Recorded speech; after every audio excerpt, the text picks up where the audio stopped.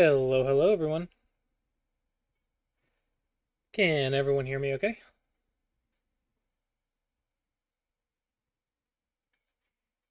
Testing one, two, testing one, two.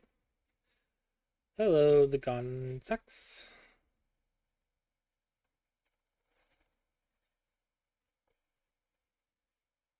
Awesome. Glad the audio sounds good.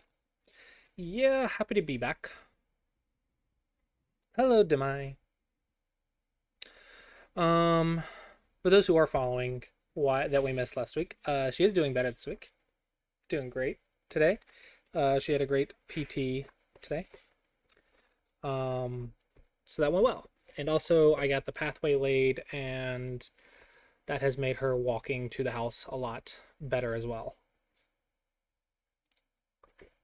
Um, yeah, thanks to everyone who's been donating. We actually got quite a bit, and we're very, very thankful for it. um, yeah, I still got a ton of work to do though.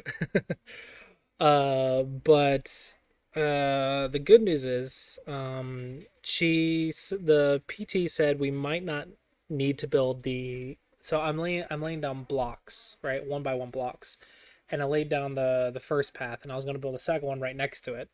Um, and the PT said to for the wheelchair, so I can push her in the wheelchair. And the PT said she doesn't think the second path is necessary since I made the first one flat and smooth enough for her to use crutches and walk on. And she says she doesn't think she'll need to go to the wheelchair. Um, and so she doesn't think that I need to spend the money on the second half of it. So what I'm probably going to do is use the funds that was for the second half and maybe put up a rail on the steps to the house to have a more grip because right now she's walking up the steps with her crutches. So I'm probably gonna set up a guardrail of some sort instead, so that way she can hold on to that. Which the physical therapist is much happier about me doing that. She said that was a much better idea. Um, but mostly I'm just putting in a lot of work to make the house easier on her. Hello, Goop. Um, yeah. So just a lot. Thankfully, the finances, thanks to all the donations, has been going very well. So now it's just a matter of labor. Uh, so it's going great. It's just I'm really exhausted. I literally had to pick up like 3,000 pounds in 2 hours. is how much the blocks weighed because it was like 1,000 pounds per load. It's like two and a half loads, so maybe like 2,500 pounds. I had to lay like 2,500 pounds of blocks, and boy, that was exhausting. And I'm also like tearing down half of our. I'm tearing down all the stuff in our closet, because right now we just have walls and we just been hanging stuff up. Yeah. And I am having to tear all that down and build some walls so I can get this bathroom built as soon as possible. So it's just a lot of labor. But people people donated the money to do it. I'm going to put in the time to get it freaking done. Like as soon as I'm humanly as soon as I'm capable of doing it, it's gonna get done. Like um I'm of the mindset that if people were willing to give me the money to do it, I'm gonna get it done. Like I'm gonna put in the labor, even though I have to like mostly do it by myself. I'm gonna put in that labor. I'm gonna get it done. Um, so yeah, thanks for all the support that everyone has been giving me, and thanks for all the patience about the live streams, the recordings, and thank you guys for being patient with me while I figure stuff out. It's been a rough couple months, but we're getting through it. We're getting through it. I'm in a very uplifting mood today because her physical therapy went well today. So it's much better than last week. Last week I was like, I don't even want to be on camera. I don't want to do it. I did not want to be on camera. But this week I'm like, everything's going good. We're doing great. So it's going. But funny enough, me trying to put on muscles is what's caused this whole thing. So we were actually trying to be healthy and go to the gym. Um, it's going well this week. It's still hit or miss every week right now, so it's still like very sketchy. But this week went well, so I'm happy for I'm thankful for what I can get. But the what started the whole thing was us trying to go to the gym, and actually try to be healthy, and that was like the worst thing you could have done for her legs is put her on a treadmill. So us trying to go to the gym and running and trying to be, normal person healthy is kind of what like pushed her over the edge. But yeah, it was good for me but bad for her, yeah. But the physical therapist said it's good that we did that because that means we were able to figure out that something was wrong with her sooner rather than later, and that she can't do that. Hello, Introvix. Doing well this week. I just actually did a whole speech about how I'm doing. Yeah. Um, so it was both a blessing and a curse that we kind of like snapped our legs because it let us figure out sooner that something was wrong, but it really, really sucks right now. But long term, it's very good that we caught it earlier. Physical therapy went well today. Um, we're still building a bunch of stuff. I still have a bunch of labor I got to do to get the bathroom built, and I got the pathway laid down. But physical therapy went well today, so I'm in a little bit of a good mood, but we're still like in a kind of a sketch zone. Um, so we'll see how it goes going forward. But today went well. That's basically where I'm at. Um, but yeah, uh, that's where I'm at. It's a lot, but it's where I'm at. So yeah. But today we have the Clossi Approach series. I'm re-recording game 2, and next week I'll be re-recording game 3. So we just have 2 more, and then we will be going to single digit queue in 3 weeks if everything goes well. So yeah, we're getting there. We're getting there. I am seeking students, by the way. So because of all of this stuff, I haven't been able to advertise my lessons. So I am running on a little bit low number of students. So if anyone's interested in getting students, now would be a great time to do it. It's pretty much guaranteed to get in right now. And yeah, if the no, I don't want to give any deals because I don't want to be unfair to the current students. The current students are paying full price, and they're the ones that I should give the deals to first. Uh, what do you mean by undercutting myself? Um, I'm still getting students, just not as fast as I was, and some students will leave, and so it's a balance of I have to get more students than I lose students, and it's kind of at a little bit of a rough point right now. Oh, sorry. I misspoke then. I misspoke. I need students. So if anyone wants lessons, I definitely have some open slots that I need to get filled. Um, but yeah. So that should catch us all up. So do we have any volunteers for that are 15Q to 10Q that would like to play today?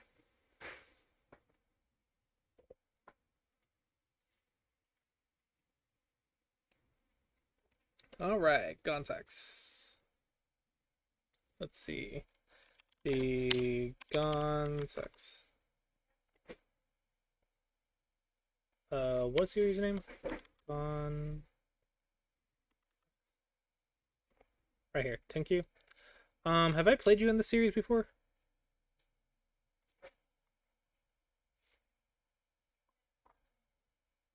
No, because I don't have any rival games with you.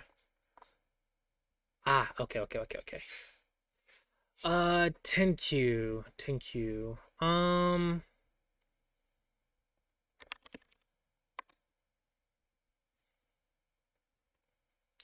My concern is that we've had a lot of tank use in this section. Okay, so game 5 that I need to edit, that is my bad. That is taking longer than it should have been taking. In my defense, I have other things to think about. That was a thank you.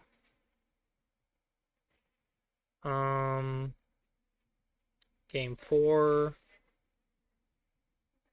was a 15Q. Okay, so that's good. And game 1 was a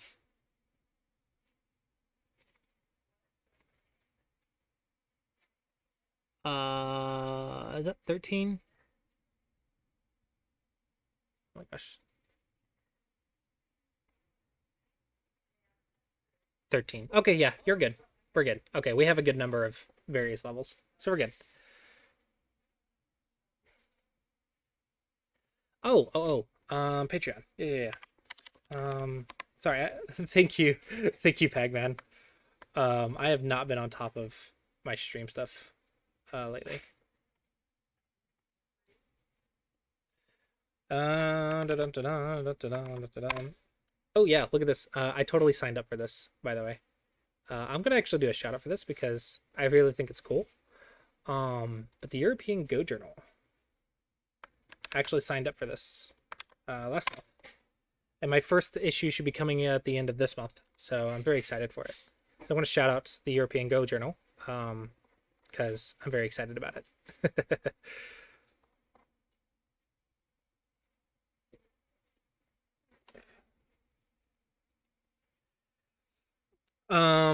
Yeah, so Dr. Evil, let me actually give a link to the Discord.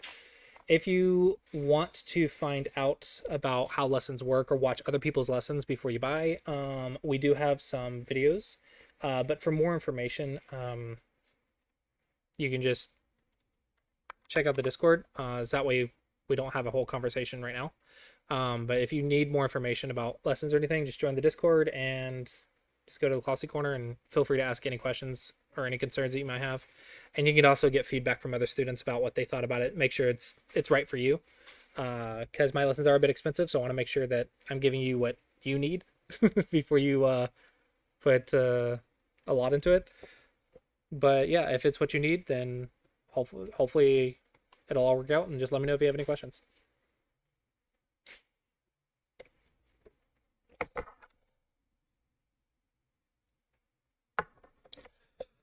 All right. Let me just send this really quick.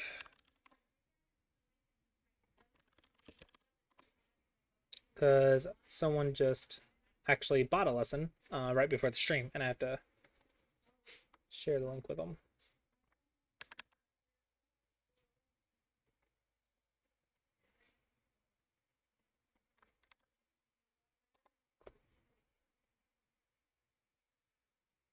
Okay. All right. So let's go ahead and yep.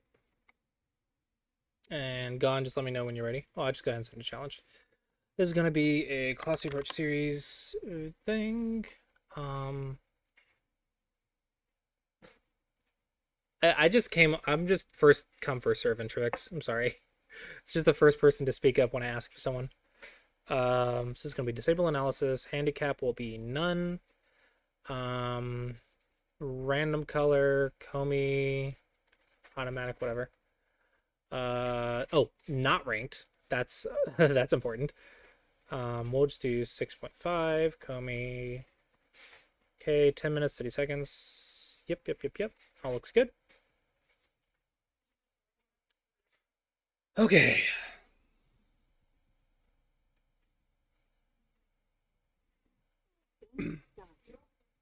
All right, pause game.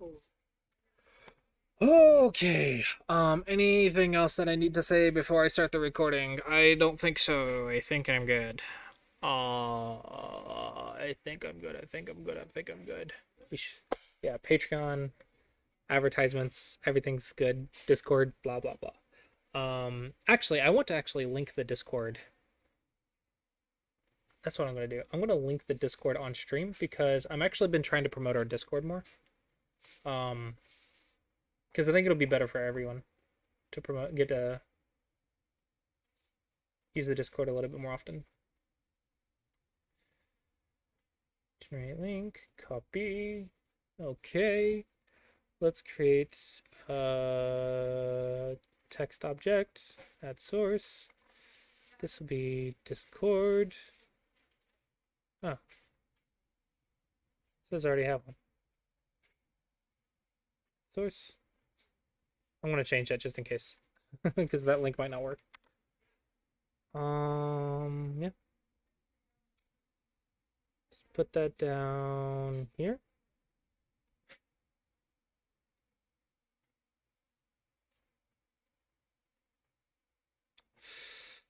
I'm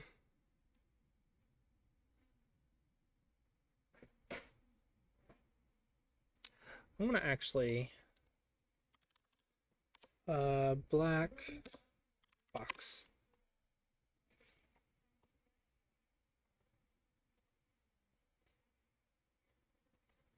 I'll make that look a little bit better. Image, source, black box. So I'm putting the stuff right here in Fix for the YouTube video. And I haven't set up the commands. I thought they used to exist, but I haven't set up the commands. But I can set it up if you would like. We can do that real quick too, before I start the recording.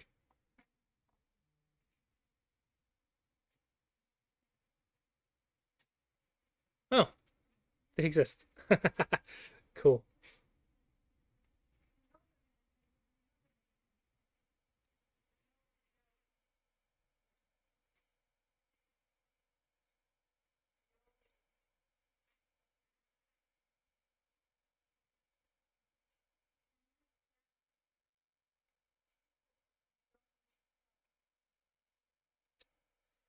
Let's actually just shrink that. I don't need it going all the way across.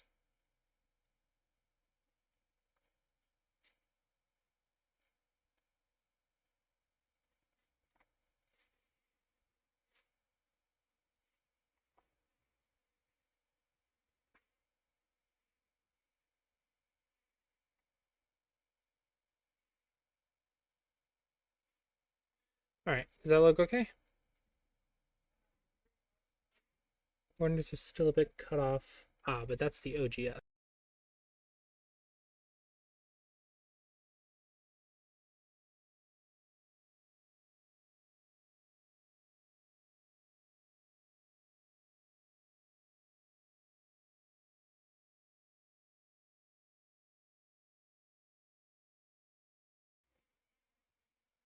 There we go. Okay. Hopefully everything looks good now. I think everything looks good.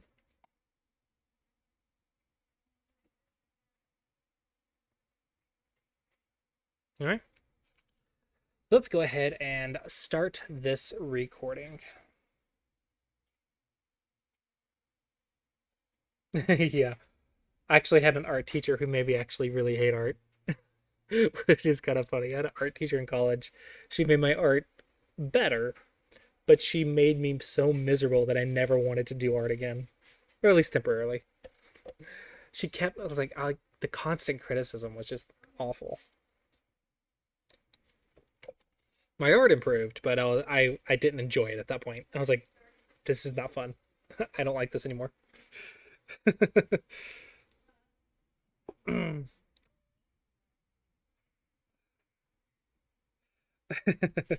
It's kind of like teach and go, but it wasn't even like, I don't know.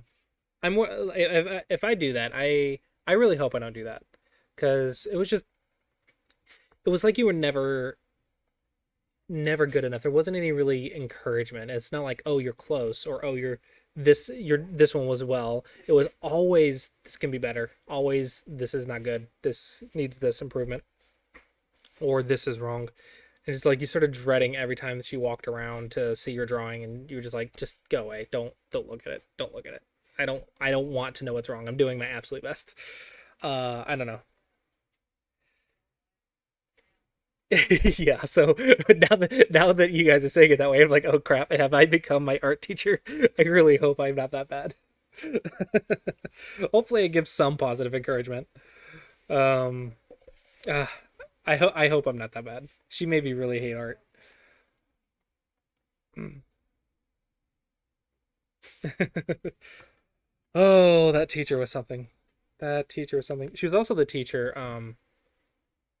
She was also the same teacher who I turned in a homework assignment, and she's like, and I was like, yeah, I know it's not good. My friend from out of state was visiting this weekend, so I didn't have a lot to put into it. I'm fine if you give this one a bad grade. I just wanted to get something to turn it in, but I was hanging out with my friend from out of state this weekend, so it's okay if I just get a bad grade for this homework assignment. Um, oh, the right side of the board. That's weird.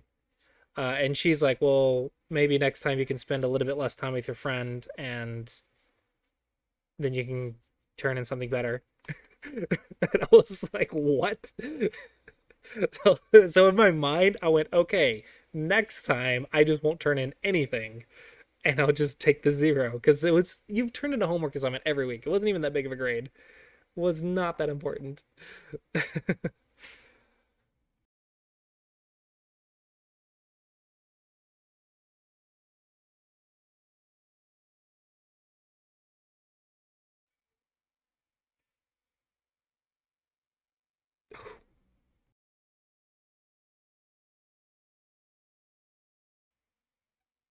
Has it been like that like every single video, really?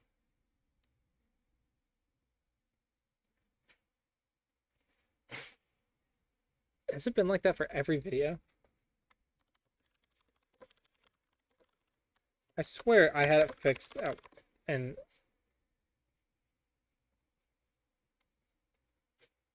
oh wait. That's the at current stream. Clossi Approach 25Q game 4. Start going back to playing. Yeah, it wasn't like that. What? What? I don't know what happened. I don't know what's different. It's the exact same thing. I don't know. It just whatever. Okay. Are we ready to go? I think we're ready to go.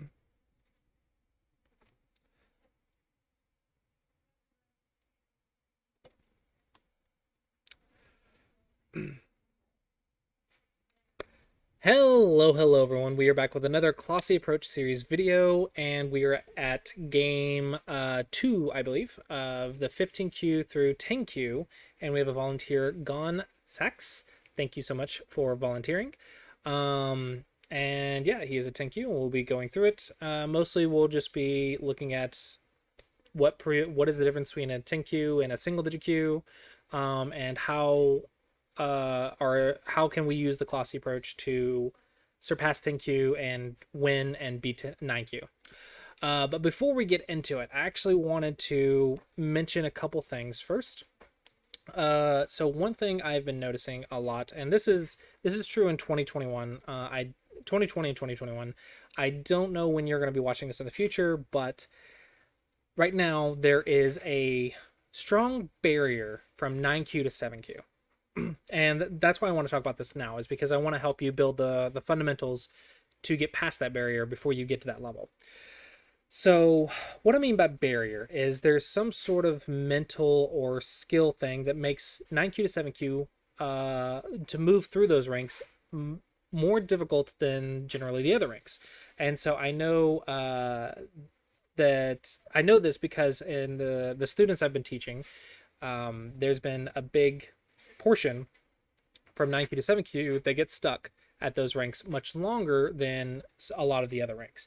So I know that many people watching this video might also get stuck there as well. And if you do, it's okay. It's normal. Don't freak out. You're still good at the game. But let's work on making some fundamental practices that will help us get through those ranks a little bit easier. So the big fundamental idea that I want to talk about before we get to single digit Q is habits.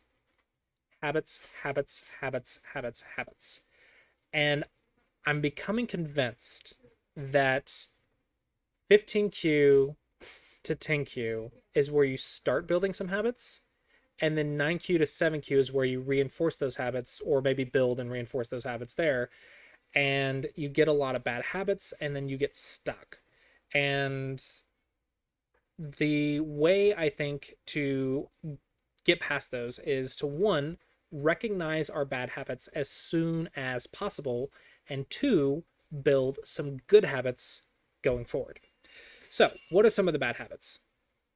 One of the biggest ones is playing way too fast. Way too fast. Okay, and another one is you start learning the fundamentals and you're able to recognize them more quickly, which causes you to play good moves, but you play them too quickly. So it's not that you're getting worse, it's that your habits are getting worse. Even though you're playing the same level of moves, it's because you're getting better at the game that you take less thought to arrive at the double-digit Q answer. The problem is, to improve, you always have to push yourself to arrive at a slightly better move. And if you get rid of that habit, if you get comfortable or you get lax with that pushing yourself and just be satisfied with the quote-unquote good moves that you're playing right now, you won't be able to improve. You won't get weaker, and your moves won't be necessarily bad. They won't be better than your level, and you'll get stuck. So those two factors, I think, kind of combine into a lot of bad habits that I've been seeing. All right, so first we have to address the playing too fast. What does that mean? It means it actually can come up in several different ways that I've seen in my students. Some ways are you're able to identify the correct move for your level very quickly. But once you can do that, you're not supposed to think less. You're supposed to use the extra thought time or extra thought processes or the extra reading that you have available to you now to find a slightly better move, maybe improved by 1 point. So what that can mean is, for example, oh crap. I was going to play a variation. I forgot I'm in a game. Okay, thanks. I was going to play a variation. Okay, what that can mean, for example, is let's say you have a move and you approach and your opponent pincers, and at double-digit Q, we would think defense first, okay? But going into single-digit Q, we can take it a step further because now we understand what defense means. We can take it a step further and say, this is what a Joseki looks like, and let's play a Joseki. And at double-digit Q is just like, okay, learn a Joseki. At single-digit Q, it can be more like, learn several Josekis and say which one works in this situation. So now it's less about defense first because we know all the defensive moves. We're going to do it naturally. We can do that much more quickly. But rather it's going to be which defensive move or which Joseki or which shape that does my job is better in this situation. So it allows us to read more. And we're going to do this more in single digit Q. But this idea of getting comfortable with your thinking and not pushing yourself out of your comfort zone to be a little bit better is a very dangerous habit to build and reinforce in this range of 15Q to 7Q. So that's a big thing. Also, there's a lot of little thinking habits that you can do. So for example, I have a student that is really good at reading. They're 4Q level, actually, 4Q, 3Q, 2Q, depending on where they are on the which serve they're on. But they're really good at reading. But they have the habit of reading after they get in trouble instead of before they get in trouble. So you really got to think about, when are you thinking? On what move are you thinking? And again, we'll talk more about this at single digit Q, but thinking about the result before you play the first move. Now, this is not possible with double digit Q. Right now, you need to figure out what moves are going to happen by gaining experience. But be very careful about the habits you build in this range, because at single digit Q, you are going to reinforce those habits a lot. So if you are building habits right now, whatever strategies, whatever basics, whatever fundamentals you're building right now, you want to be very strong and solid fundamentals, and that's good. But don't forget the mental fundamentals as well. Not just the skill, the tactics, the strategy, the mental habits. Taking your time. Don't If you're misclicking a lot, then you're clicking too fast. You're not controlling your mouse hand very well. And if you're playing in person, if you always have a stone in your hand and you're, as soon as you see a thought, you play it and you're like, oh crap, I shouldn't have did that. That is a bad habit. Let go of the stone. Take your hand off the stone. Take your hand off of the mouse. These habits are going to come into play a lot in single digit Q if you build them now. So instead of those bad habits, we should be building good habits, because right now at double digit Q, this is a fresh slate. And as a teacher, I actually, when I get a new student, I actually am like, I hope they're double digit Q, because double digit Qs are easier to teach good habits than single digit Qs, because single digit Qs I have to break bad habits first and then teach the good habits. So the weaker you are, the sooner you start doing this, the better, because the sooner you start building these habits, the better. Because if you get to single digit Q with bad habits, you have to unlearn those and then learn the good habits, and it's just going to take even more time. So I really want you guys working on habits. Take your time, look before you leap, think about your move and your options before you play. Don't play too fast. Take your hand off the mouse. Don't panic. That's another one. Don't panic when a bad thing happens. When your group dies because your opponent outread you, or maybe you read something silly, don't keep burrowing down. Don't get angry. Really work on that self-discipline, and that's one of the hardest things to do. It's one of the greatest skills I've developed in Go, is that self discipline. When you make a mistake, don't just keep making the mistake, but like stop, accept the mistake, and reevaluate. It's really hard, but it's one of the best habits that I've built from my Go lessons and from my Go studies. So just any of these good habits, you want to start making them now. You want to take the extra effort to make them now, because going into single digit Q, we're going to have a lot more stuff to learn. And if you're having to also unlearn stuff and learn good habits in addition to the other strategies that we have to learn, there's going to be a lot more time spent in that range. And I think it's why the 9Q to 7Q, I've noticed that's where it all kind of like happens at the same time, where all those bad habits and all the new tactics, it becomes overwhelming, and a lot of people are getting stuck there. That's what I've noticed just teaching my students recently, is that's a big dangerous range. And so I want you guys to start working on your habits before you get to that range, to make it easier for you to move through that range. So take your time, look before you leap. If you get caught off guard, stop, reevaluate, don't rush, don't misclick. And yeah, work on these habits before you get there. So with that, let's go ahead and start the game. So we're going to say, hello, have fun. I'm going to be like, I'm going to ask if they're ready.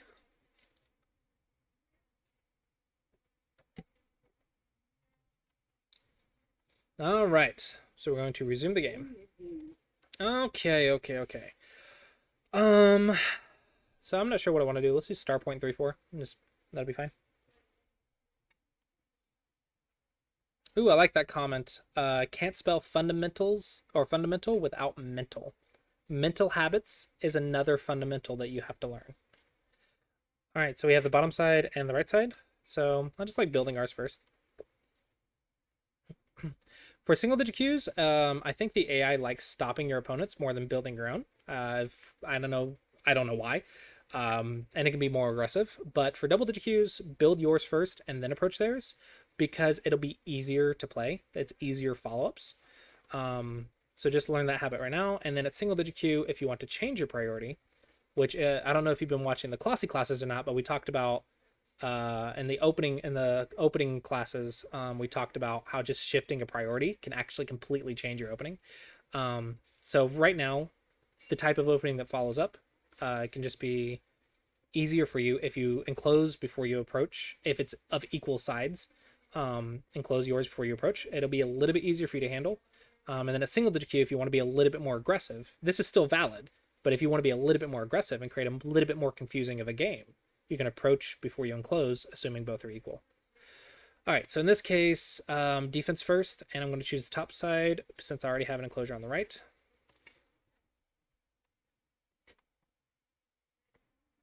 We're going to Clossi Approach. All right, so when they jump, it's just time to start settling. So usually I'd probably go low, but this is already low, so I'm debating high. But let's just go low. I think it's just simple and easy. We're just going to start making bases on both sides.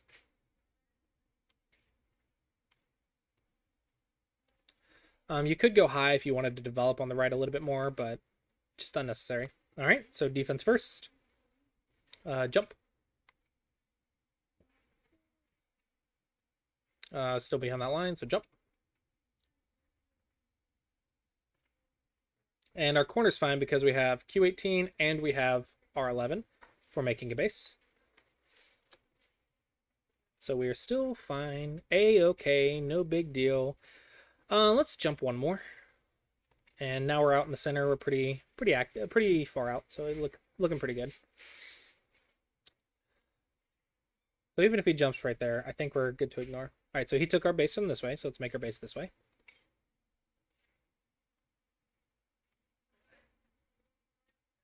And we do go on the second line here, not the third line, because our opponent does have P18 to push our border anyway. So this is just better. And a lot of people may be worried about this peep. I will tell you that yes, the peep looks scary, and maybe you're like, oh, I can't handle it yet.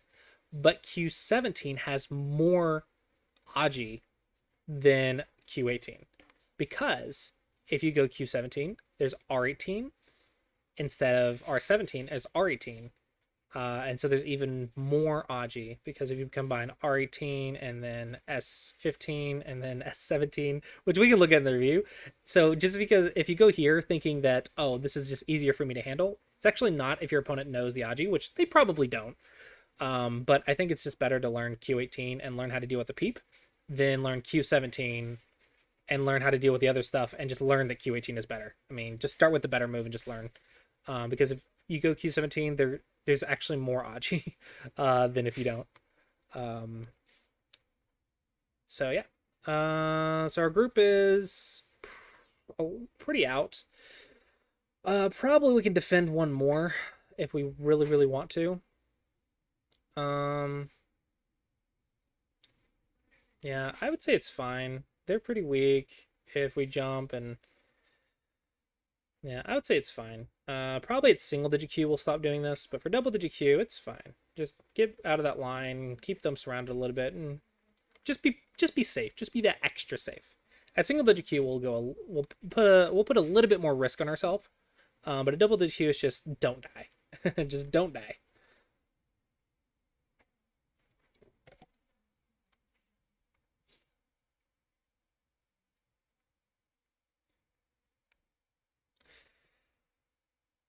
All right.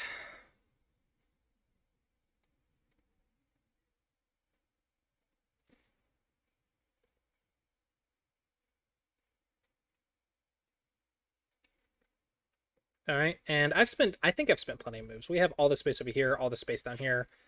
I think we're fine.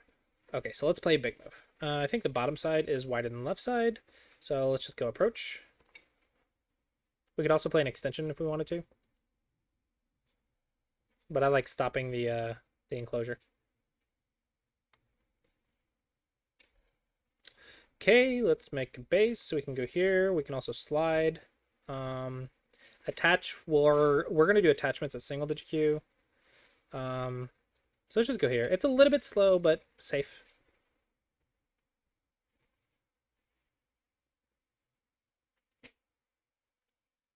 The 1 point jump is actually bad in some cases. For example, if there was if there was a instead of 1 point jumps, if all of these points were filled, and the same thing was over here, if it was just line and line of stones with no jumps, then this is actually cuttable. So no shape is ever a never. there's there's never a never in Go. There's always exceptions. But 80% or 90% of the time, 1 point jumps are good. 1 point jumps are fine. At single digit Q, we're actually going to start talking about why we do certain things and then trying to find the exceptions to those things. Like find that last 20% and start identifying it. Okay, so no open sides, so now we're at largest framework. I would say whites is bigger, so let's just invade. 3-3. Easy peasy. Our opponent is bigger, let's just go in.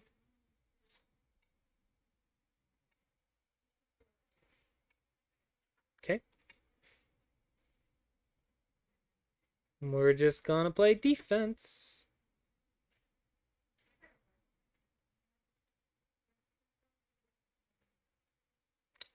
So here's one of those bad habits I was talking about. So this is fine for 10Q, but 10Q is almost single digit Q. White's choice is on this move, but now White's thinking on this move, and that actually doesn't make as much sense to me, because first White has to choose which direction, then White chooses Hane or not Hane, and so you kind of want to have all the rest of the moves already kind of figured out before. I guess he doesn't know the Joseki before you even play the Nobi. So thinking about when you've already committed to a certain Joseki or to a certain shape or pattern, and then you think about what to do, the habit doesn't make sense. Okay, so I'm just going to run out so I don't get surrounded. And this also unsettles White, so it's a pretty nice move. Of course, I'm checking my cutting points. They don't work. He does have a cut right here that doesn't work, but it allows a squeeze. But don't worry about that. It's fine. It's a-okay. You're not going to die. That's all you're worried about is, will I die? And no, you're not going to die.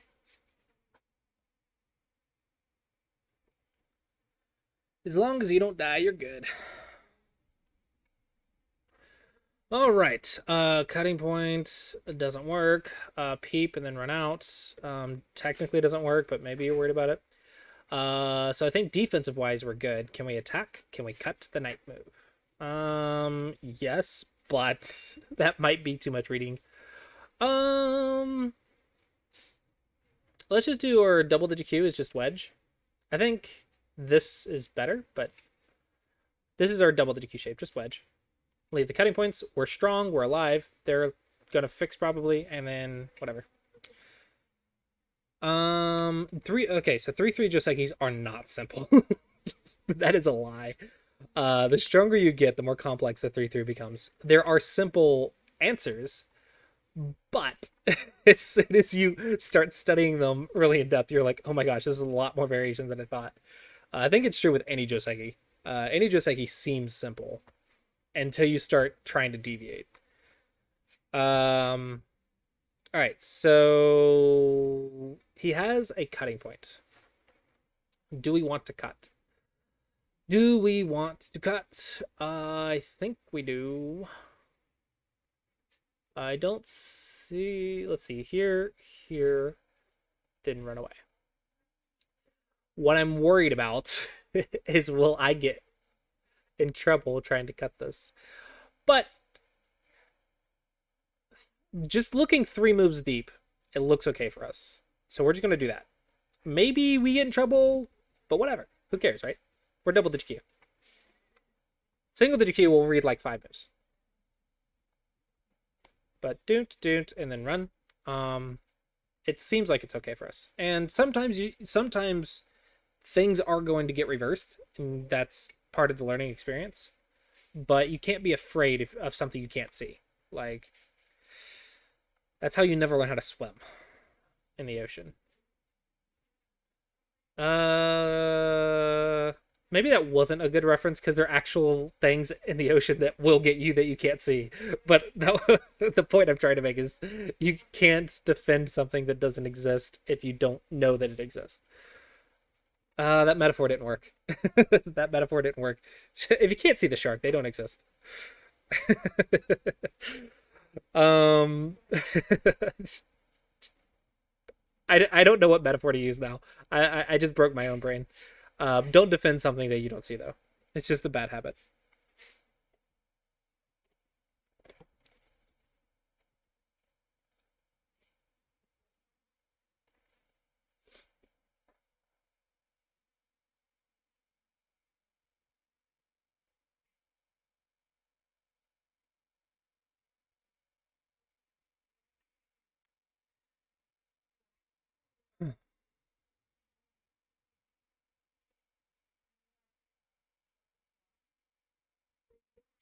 Maybe it works if you're in a video game and you have the respawn functionality, then you should not be afraid to explore somewhere. You should not be afraid of dying to prevent yourself from exploring somewhere.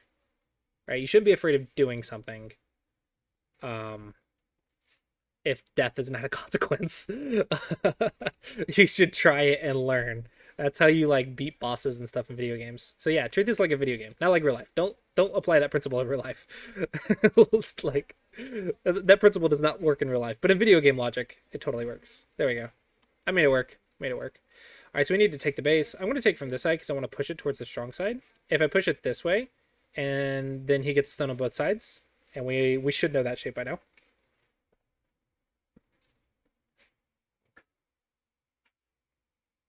Yeah, I played Demon Souls when it first came out, okay? And like everyone's like obsessed with Dark Souls, and I'm like, no. Demon Souls is what started it, and that was amazing.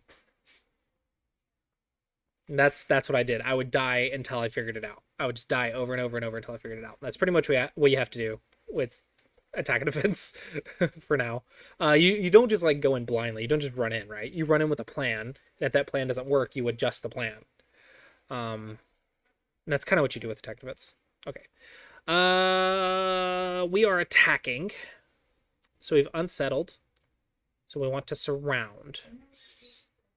So we have shoulder hit and we have cap. I think cap is good here. So just cap.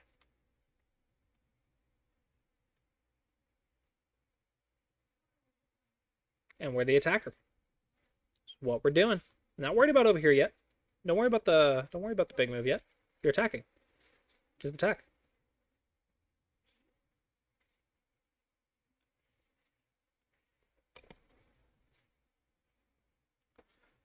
Just attack.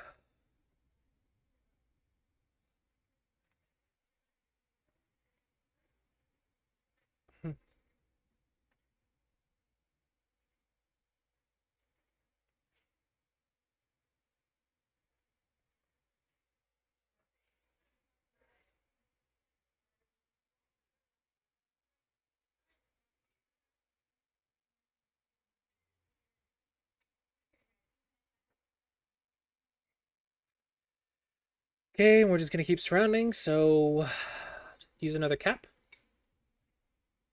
Seems pretty okay. We're not too worried about a knight's move when we're the attacker.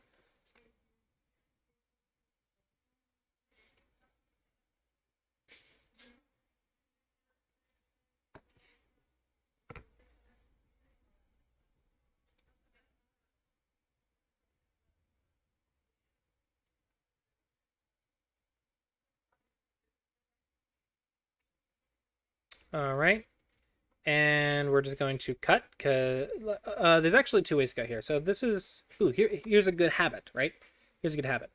I kind of did this automatically, but if I'm double the queue, my first thought is cut through the elephant.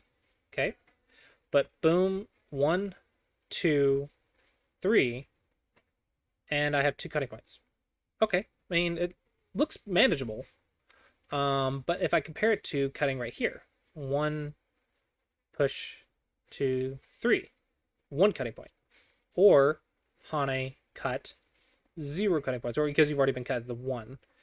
So this one actually has less cutting points and it looks like a little bit better shape than this one. So even though this one is my first instinct, I'm not rushing to my first option. I'm always looking, is there a better shape? Is there a better shape? Is there a better shape? And just build that habit. Now, I kind of did it automatically and was about to just play here, but to build that almost automaticness is you have to think, you have to compare the options and kind of like visualize 3 moves and say which one looks better. Which one has less cutting points? Which one's better shape? Forcing moves, liberties, all the things you've learned at double digit Q, you start wanting to apply. And you say, which one is better? Which one is better? And just read 3 moves. I mean, even reading 3 moves is single digit Q, right? So just building the habit of reading 3 moves is super useful if you can do it. Now, double digit Q, even if you played this one, it's still okay, right? It's still fine. But if you can start building that skill, if you can start building that habit, at single digit Q, you can push it a little bit further. So I'm going to play here, because I think this one is better than this one. But just that idea, right?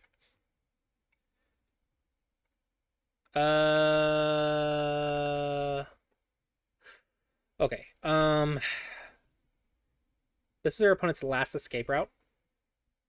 So just surround.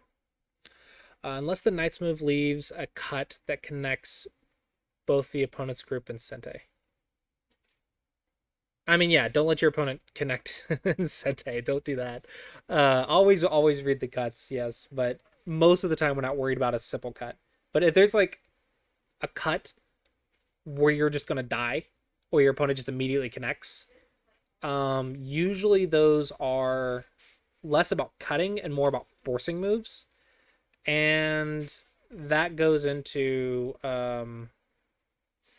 just reading 3 to 5 moves and identifying when the cuts work. And technically to improve on that is go problems. But I don't have a good example of that. But yes, you're technically supposed to read the cut and say, okay, it doesn't help them. Big move. But I don't know. Just played on the line. I just panic clicked and played on the line because, oops. I think that we're good. We could probably spin one more move to just make sure it's dead. But it's okay. Like, I was just trying to play a big move. They ignored, and I've already ignored twice, I think. We can spend the time to make sure this is dead, but no, we should do that. We should do that. I kind of just went to play on the line, but we should do that. Okay, actually, defense first. I gotta defend the stone I just played. So defense first, so just keep reducing. Make sure I'm okay. And then I can come back and kill this. Or make sure it's dead. I should say I can make sure it's dead. Here's a little trick. While your opponent's thinking about how to attack you, you can look over here while it's not your turn. Let's reduce the eye space. Boom, block, boom. Let's just say push. I think that Tiger's Mouth is usually a vital point. So push, block, push, block, push. That's 2 in a row. And if he plays here, that's 3 in a row. It's still only 1 eye. Okay? So push, expand, block, Tiger's Mouth, because that's a shape. Okay, so we need to defend first. So before, stop the reading here and go back over here.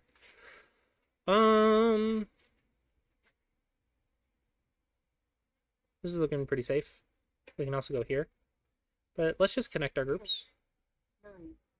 Here has a double peep, but it should be okay, actually, but this is probably a simpler shape, less reading. All right, let's go back down here. Push, play over here. Hane, Tiger's Mouth. That's looking a little sketch. So what if I block right here or right here? And they expand and then play here. I can push and push, but it looks like he might make an eye right there. So what if I play right here and then push, push. Really worried about these forcing moves. So it doesn't look simple enough that you can just say it's dead. So if it's not simple enough that you can say it's dead, then you should play another move. So what's the best way to play this? Let's just reduce in the simplest way possible. I think there's a ko over here, but there might be just life over here. So I don't know. I actually don't know. I want to spend a lot more time reading this, but double the GQ basics. So we're just going to let's just reduce the eye space. I think most people play with this one first. Just gonna reduce the eye space. All right, so now, okay, so he's responding. So reduce the eye space.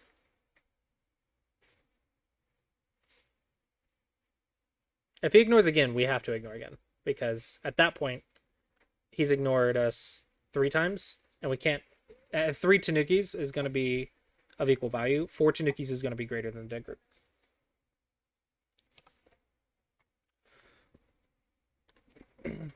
So I think we've punished quite a bit here. And it looks like after this, we're going to start Yosei.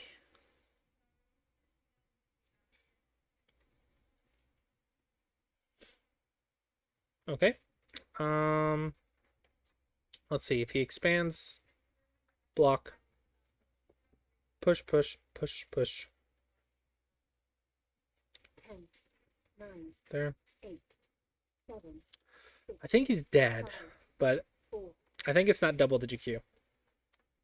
I think he's just dead right now, but this is something that you actually need to improve your reading on. So if you can read that it's dead, you get a free move. If you can't, you don't. That's kind of like the pros and cons of doing go problems, right? If you don't do them, then you get less moves. But if you do go problems and you can read it and you improve your reading to the point where you can read it and it's just dead, you get more moves because you know it's dead. But if you don't know that it's dead, you can't just leave and say, I hope it's dead. Because what if it's not? Then you just lost your chance to maybe insta win a game. So you have to know the results before you can just leave. Yeah, I think that's Sente. Yeah, that looks pretty Sente. Don't mess around. That's fine. So now I know it's dead. It should be pretty obvious that it's dead. But yeah, if you want to improve your life and death, do go problems, right? I mean, you should be doing go problems like all the time. Hundreds a day. A couple hundred go problems a day. Oh, which is another habit that you can build, which I got my wife into doing, which I'm very happy about. She does probably a couple hundred a day. I started the way to start building the habit of doing go problems is actually to do easy go problems first, which I'm going to go ahead and just say we're in Yosei. He's dead. We don't have cutting points, so Yosei. So the way you start doing go problems is you build the habit of doing them first. So start with easy problems, something that you can solve relatively easily. So I started her with capture problems. And funny enough, by starting her with the capture problems, I built her habit and actually got her eyes trained to just start solving things that by the time she got to the problems that were her level, she's actually solving them really fast and quite easily, and it's not mentally exhausting to her compared to if I had started her on her level. Then she actually might have thrown a fit about like it's too hard, it's too much. But like easing her into it actually built the habit, and yeah, now she's solving like 1 to 200 problems a day, which is really great. And she's actually learning new shapes and tactics from it too, which is great. It's great. I'm very happy about it. But how I did that was we just started doing easy problems, and then once the habit was built, you just run out of easy problems and you start doing the next level. And it becomes easier and easier. And then before you know it, you're doing hundreds of go problems a day. Yeah, I'm doing the 101 Weiqi website. I'm actually, what started it was I was starting to do it first, and I started it. Yeah, she started at the top of 101. And the reason was that what came up was because I pretty much told myself, I'm just going to do every problem on the site. I'm like, let's just do it, right? I just wanted to say that I've done that. So I actually just told myself, you know what? I'm just going to start from the top and go all the way through them. I'm just going to do every go problem on that site. So I just started doing it, and then she started doing it with me, and it's going well. She's actually done more problems than me because she's trying to stay ahead of me. She's fighting it. She started. It's activated her competitive spirit that she wants to constantly be ahead of me now. So she's actually done more than me, which is kind of funny. Here.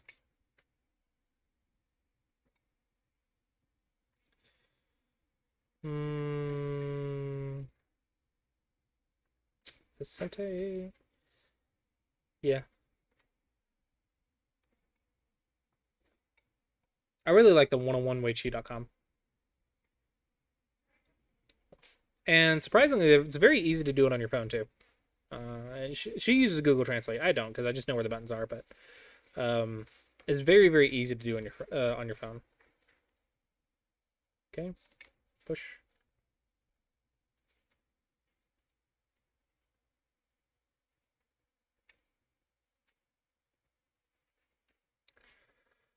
All right, where else can we push? Here.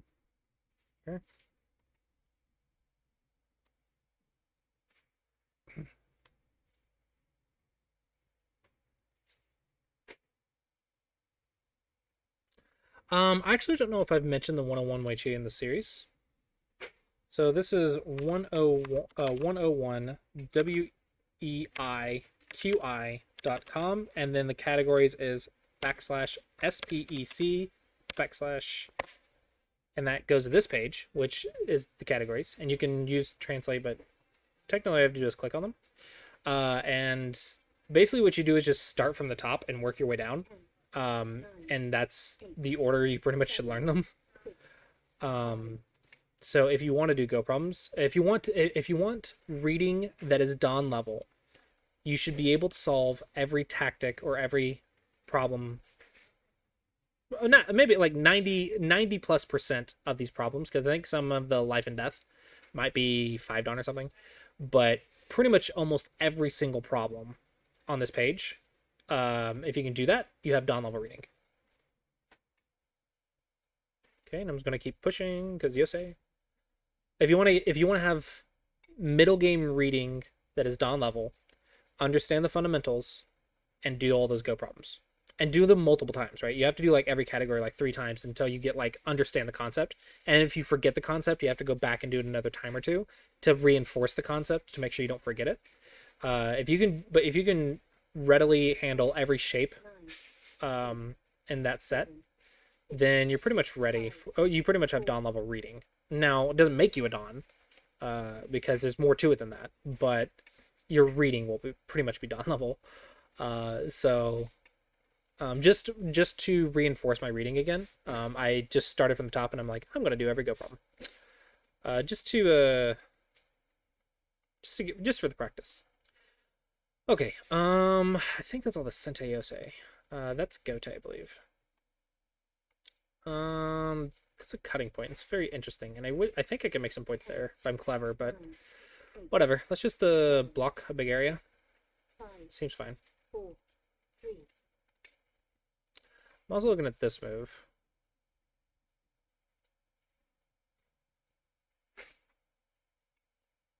But it's just diagonal.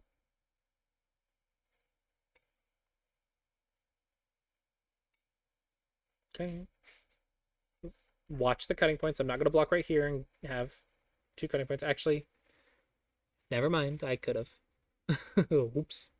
Whatever. Now I can block right here. It's fine. It's fine. I I did read the cutting points before I played it. I guess I assumed that they work. Oh, oops. Bad Sean. Bad Clossi. Bad Clossi. Read your cutting points. Read your cutting points.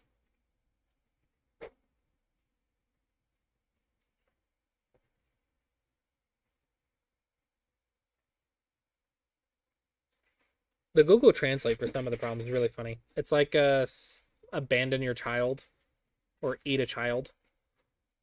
The Google Translate's quite funny.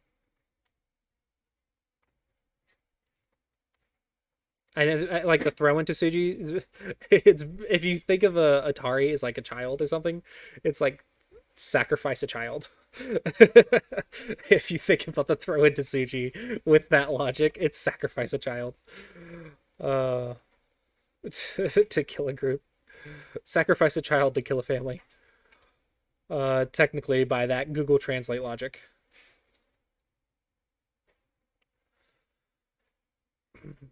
All right. So I can block here. This one I could probably get away with. I don't think there's any cons to this one. It's just diagonal, block, Hane, fix, connect, block, Hane, there. So there's no consequences. It's just Gote. But I think it's okay. And I don't think Gon will see it. If he does, great.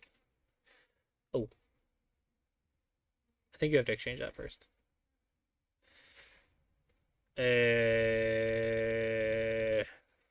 Am I reading too much? Am I reading too much? Am I not playing double digit Q? I think I'm fine. I think this is double digit Q. Whoopsie. I hope it's double digit Q. Okay. It should be double digit Q.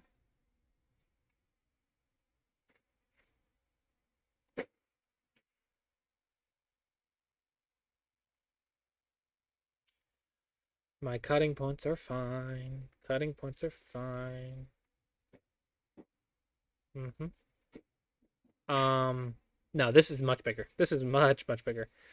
If I connect, he has to fix. If I connect here, he Ataris. I fix. He gets Sentai. If I connect here, he gets a push. And that cut does not work. So I lose 2 points for Sentai. 7, 6, 5, 4, 3. Yep. 2 points for Sentai is good.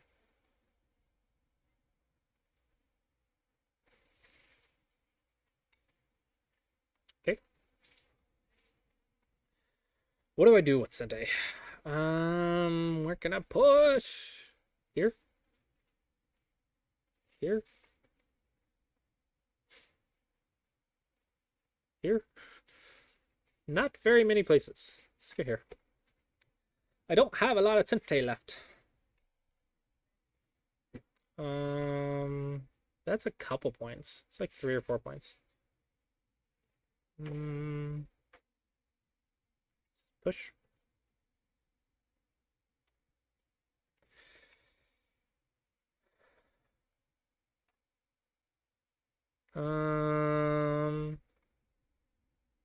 Push, push, push.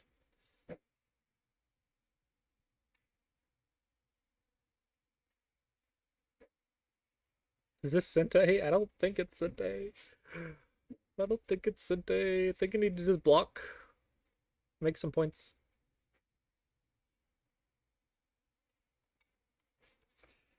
Okay. I think we're doing good. We got a lot of points in that center, so I think our Yosei was good. We gained like at least a dozen points right here with our Yosei. So that's good. Dozen points in Yosei is really good.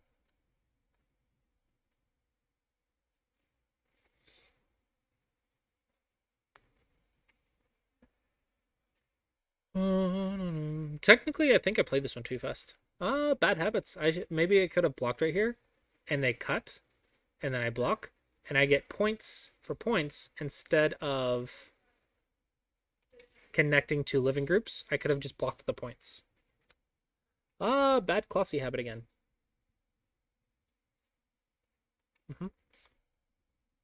See, this is what I mean about habits. That's what you gotta fix. Don't do that. Do as I say, not as I do. Hello, thank you, Remy. Yes and no. Depends on the week. But this week she's doing good, yes. So that's good. She also got some more pain medication, so it's going. We're trucking along every week.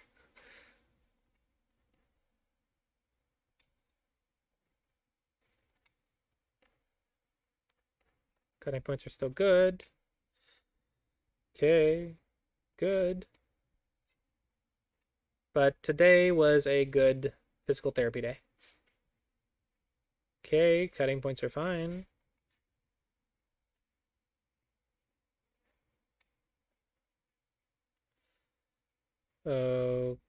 Okay, that's fine.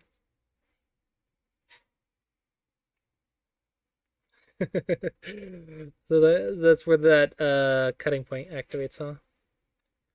What's the best way to fix this? I don't know. I think it's here actually, because if he cuts right here and then Atari's, I have to fill this anyway. So if I block right here and he cuts and then Atari's, I have to fill this. So I think it just gotta fill like that. I think it's the best way. Funny enough. Empty triangles in in-game aren't necessarily bad. It's middle game where they're bad. Yeah, just block, it's fine. It's fine, it's fine, it's fine. Okay. Atari goes nowhere. We're good to go. We are golden. Just keep an eye on it. We're golden. Yeah, we can push.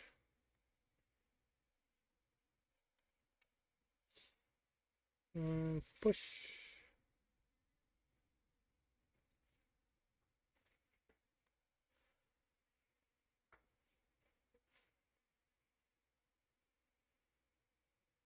Actually, I can get some like 4 points right here. So this one wasn't as big as this one. Okay, that is not as big as this one. I'm using counting. Is counting Yosei double digit Q? Probably not. Counting the difference in Yosei moves is probably single digit Q. So we'll talk more about that single digit Q, but this one was just bigger than blocking. Not super important at this level though. I think single digit Q is going to be much more important.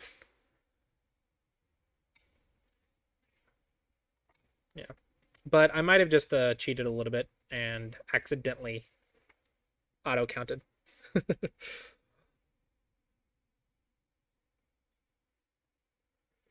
And actually, before I blocked right here, this is Sente. This is much more Sente because he didn't block, so technically this is really Sente. So I should have played this and then played that sequence. So yeah, even with single digit Q basics, I'm not even doing perfectly. Ooh, I got a lot of work cut out for me with single digit Q. I'm gonna start having like drill myself. Double digit Q I can kind of do like on instinct, but single digit Q we're gonna have to start like catching me because I'm gonna have some bad habits I gotta fix, which is gonna be good. It's gonna be great because that means you guys get to see me fix the bad habits and know what they are, know what to avoid. Okay, so Atari, Atari, Atari, Atari. I'm good. I'm perfectly fine. I'm perfectly fine.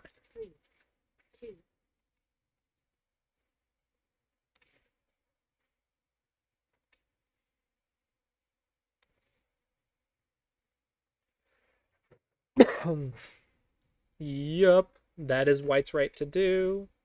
All white's right.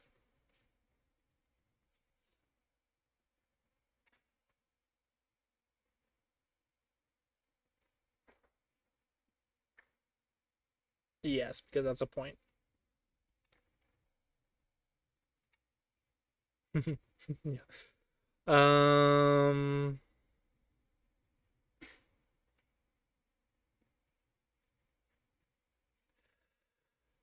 All right, I'm gonna have to watch these soon.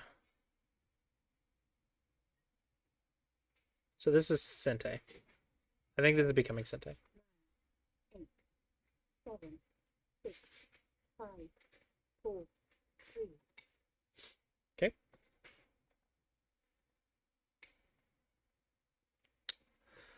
And block.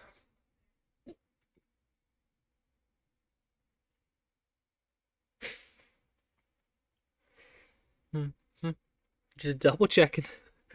Double checking. Don't want to goose the Suji.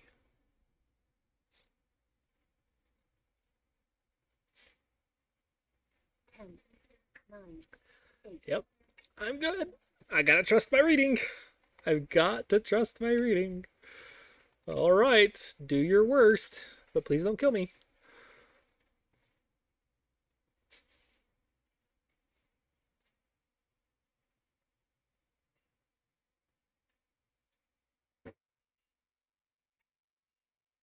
Mm-hmm. Mm-hmm. All right. Is that Sente? I don't... Oh, man. It's only the internet on the internet forever. My decision will only be on the internet forever. 7, I have 5 periods. Let's just sacrifice one, right? 5, 4, Okay, so cut. 2, I cannot connect because I'll die, so I have to Atari. He Ataris, and I'm just going to take 2 eyes instantly. Okay, then he Ataris because I'm assuming that's filled.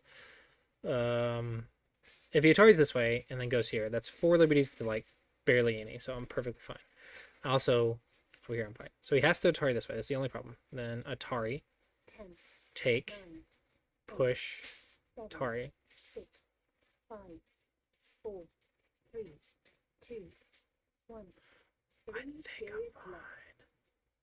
I think I'm fine. I'm thinking fine. I'm thinking fine.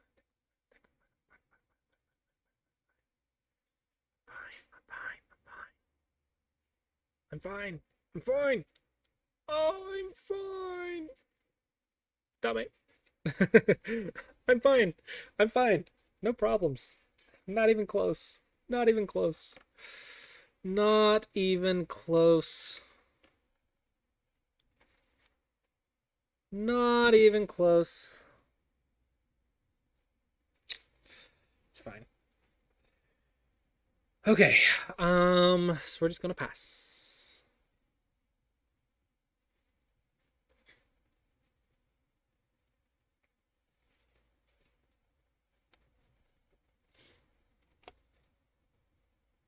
I'm out of water. All right, Atari, cut, nothing. Cool. Pass. Remove the dead stones. Okay, that looks correct to me, except...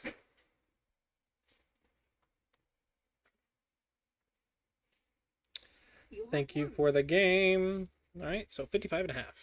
All right, let's review. Review this game. Bop, bop, bop. Open corners first, and then open sides. We chose direction. He jumped. So normally, I'd say these Joseikis are easier, but this is okay. It's not bad. Just leads to a more complex game. You saw that as I was jumping, white gets attacked. So that's why this is not one of the Clossi double-digit Q Joseikis, because as soon as you pincer or attack me, I attack you back while defending. So it's not a bad Joseiki, it's just complex. So maybe a little bit too difficult.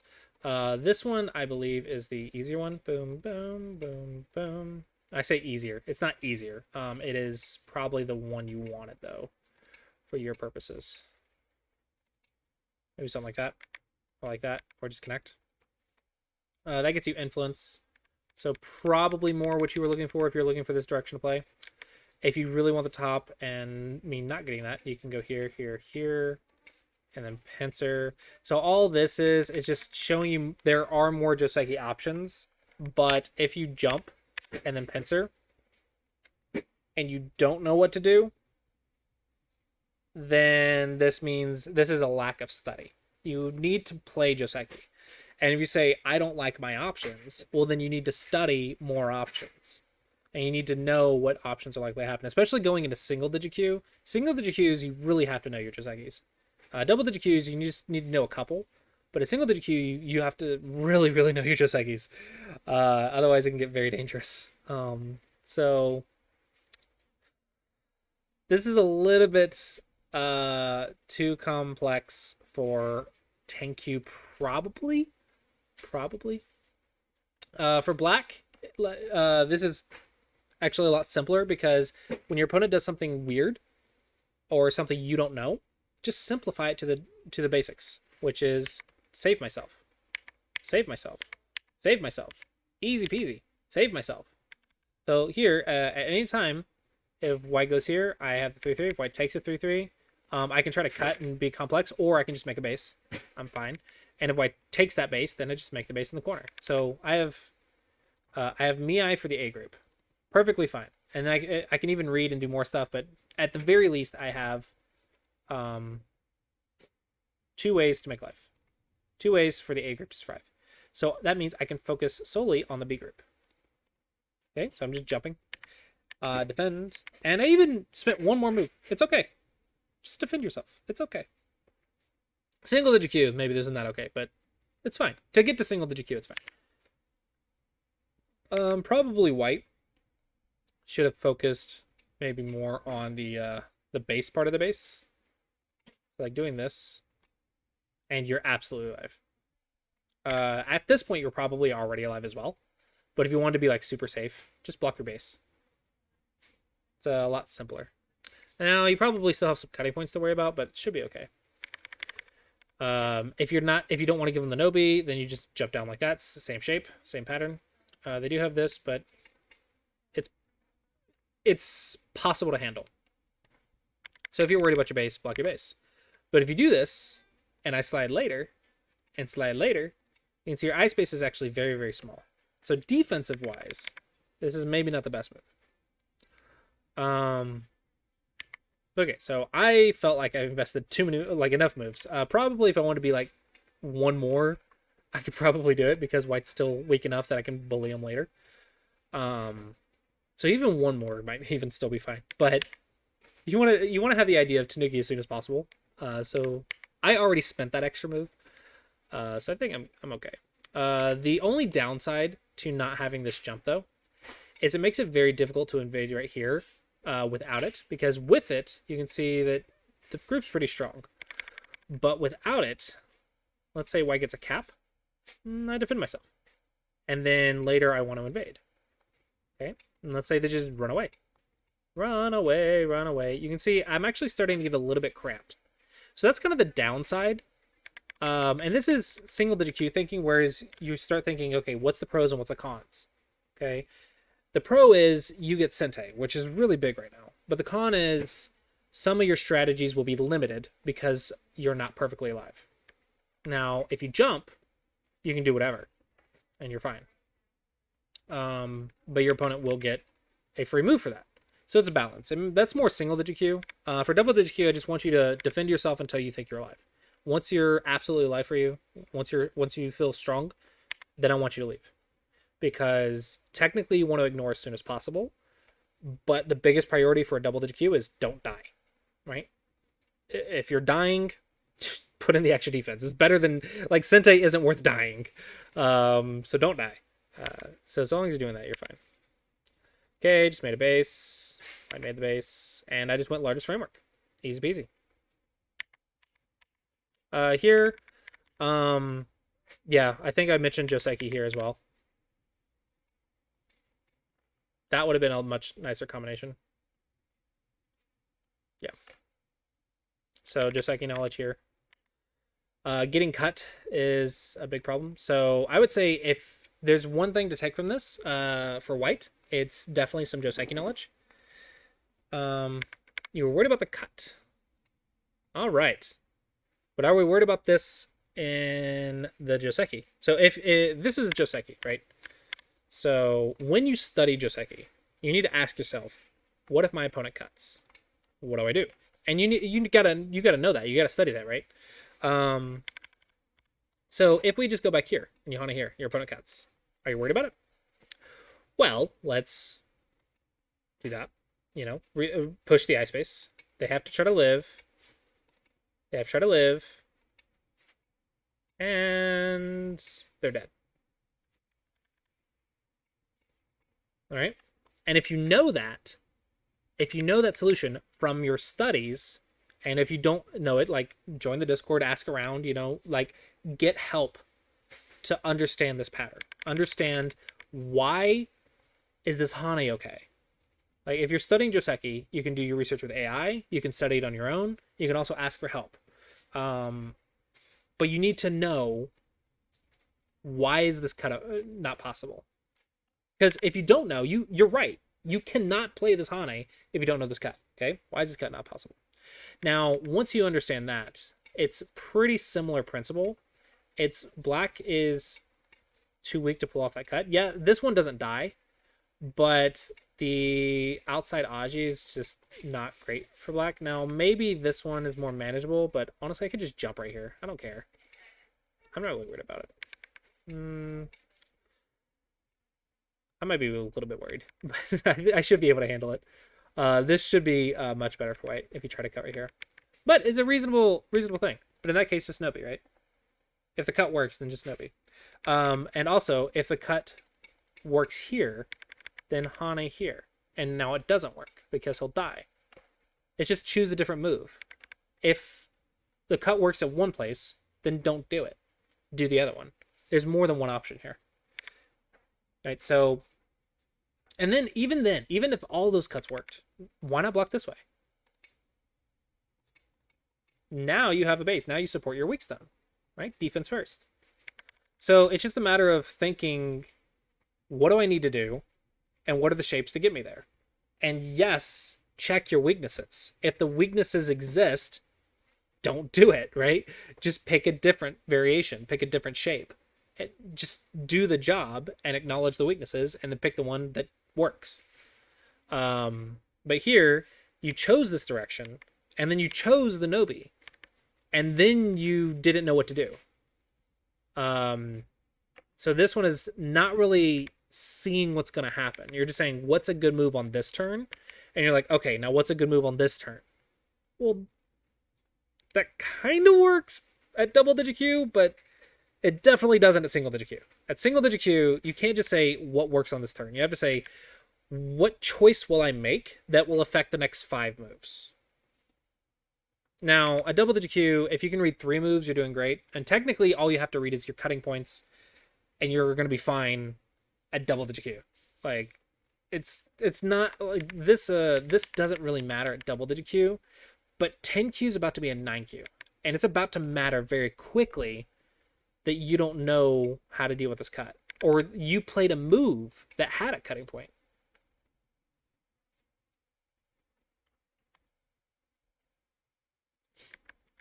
So there was other options that you could have chosen that wouldn't have had the cutting point.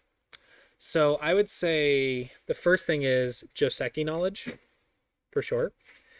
The second thing is, if you notice a problem in your sequence, try to notice it before it exists, and then pick a different shape where the problem doesn't exist.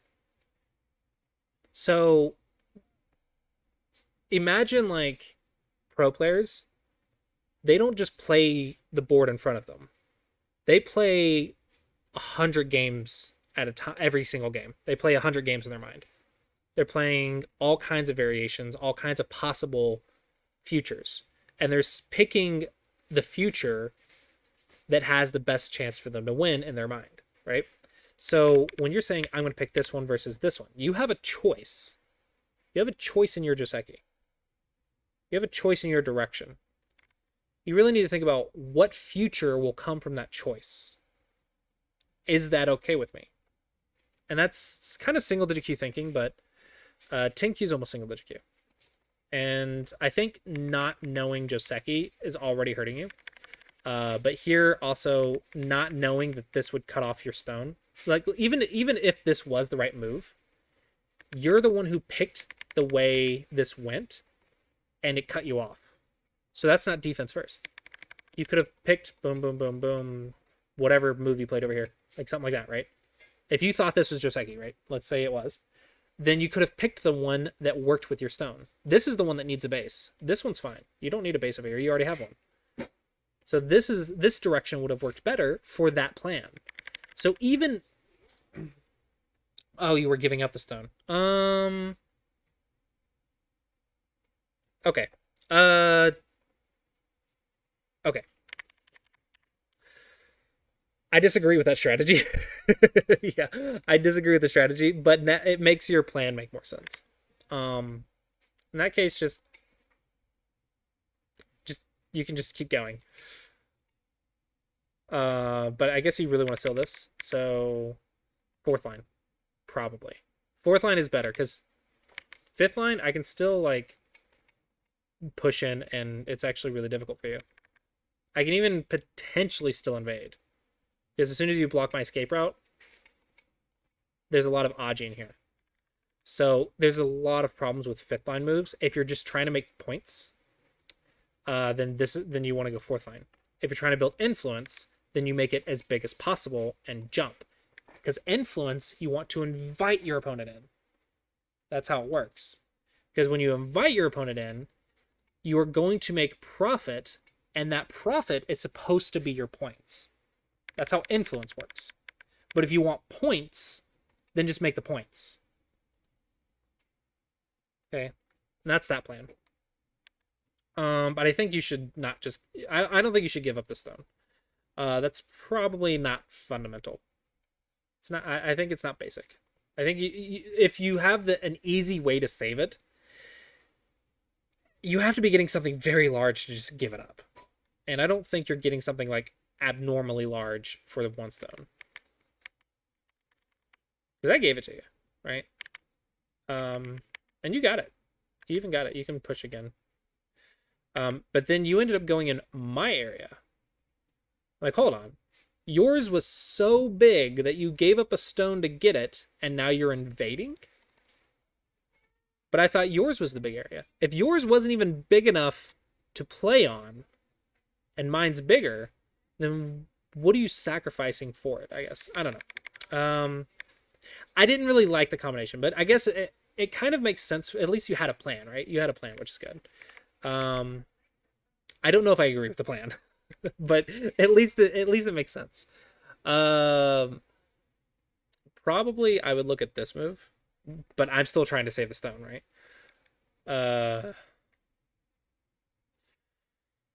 If they cut,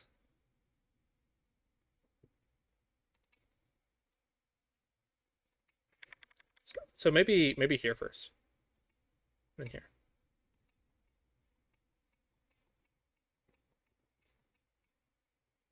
And you can make a little bit of a combination right here. And they do have this, though, which is very annoying. But potentially you can go here.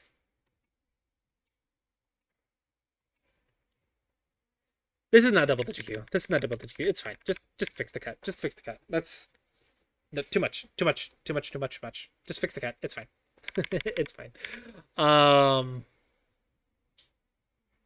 This move might be wrong. Okay, so your plan was I'm going to make influence by sacrificing that stone. No, because you got it in Sente. Yeah, you got it in Sente. Okay. But technically, the value you got is only this for killing this. Because you already have that. You've already got that line, right? That line already exists. So by playing this move, you made this trade. So let's go back. Let's say you didn't make it. Okay, and you just went wherever you went. Right here, right? Let's say you didn't make it. You still have control of this area. It's not that much different. But the difference is this stone is not dead yet. It's very weak, but it's not dead yet. Black owes a move. So is forcing black to kill that stone worth this area? I think not. So probably that's not good. I really think you should defend it, though. I really think you should defend your weak groups. It's Clossi Approach. Defend your weak groups is Clossi Approach. But okay. I mean, it's not like Clossi Approach is the only way to play. So I think you should defend it, but it's not like it's the only way to play. There's other plans. But for your plan, I think this one is probably a bad trade. Okay. Invasions, never go for the center point. That's the double-digit lie. The center point is the worst point to play. Because unless you have a base on both sides. That's a wedge. That's a different tactic. But if you don't have a 2-space extension on both sides, you want to pick one. So for example, if you pick here and I defend, you jump, right? So now you can just jump. But if you pick here, I can almost cap. In this case, not quite, but I can almost cap. So this makes me worried that you are playing the center and not thinking about your extensions. And here, I actually did get to cap. So probably just run away. because it's not really a base. Introvix, yes, but that's single digit Q. Double digit Q, you approach a fourth line stoner 3/3. So in this case, I would say the easiest plan for white would be a reduction, because you can build while reducing. Also, you spent all these moves building this, build it. So I think easiest double digit Q move is the reduction here, or here if the bottom is really big. This is also a good move. Maybe even here. These are double digit Q options. Single digit Q, we can add on attachments, and I think there's a very obvious attachment right here for single digit Qs. Then we just do this sequence, which is very nice right here. And if they take that away from us, we can Atari out very easily. So I think that one's clearly the easiest if you know attachments, but attachments are single digit Q. Because attachments require a lot of reading.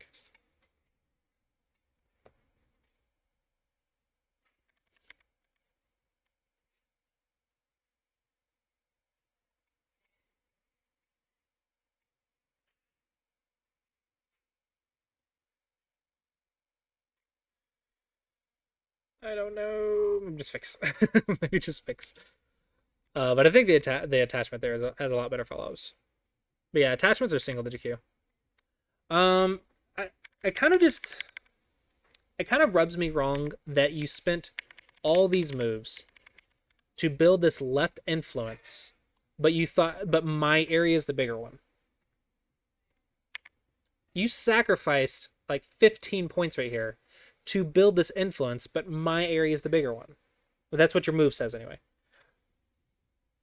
I think that's not a great plan. Build yours somehow. If you spent all those moves to build it, yours should be the biggest. And if it's not, then I really think it's the wrong plan. If you spent all those moves, you spent all these moves, right? All these moves, not that one. You spent all these moves to build this area. If yours is not the biggest, and you sacrificed 15 points up here, 15 plus points up here to get this area, and if it's not the biggest, probably it's not the right idea.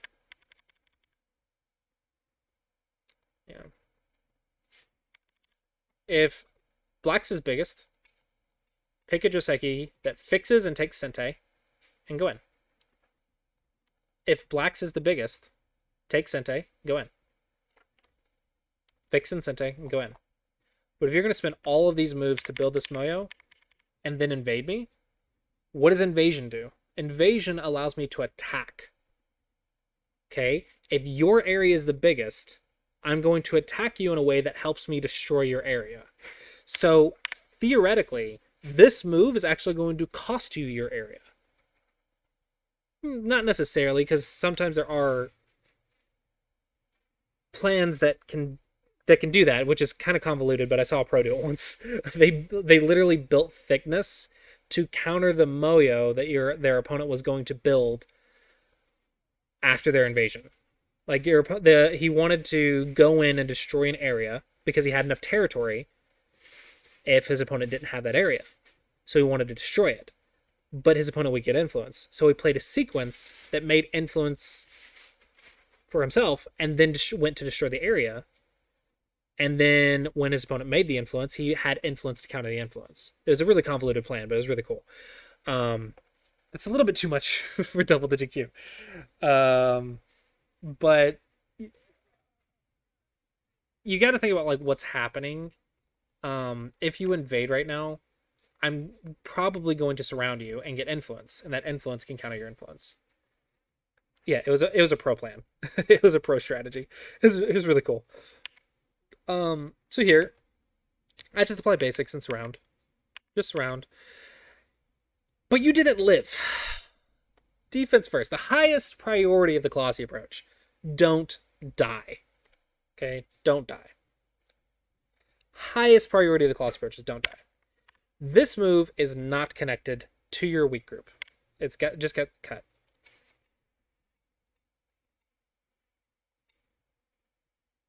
Just this is life. That's alive.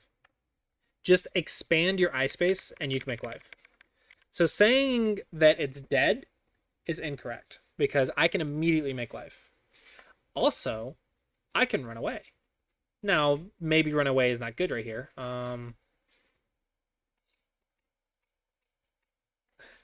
Like, I don't know if it's good or not.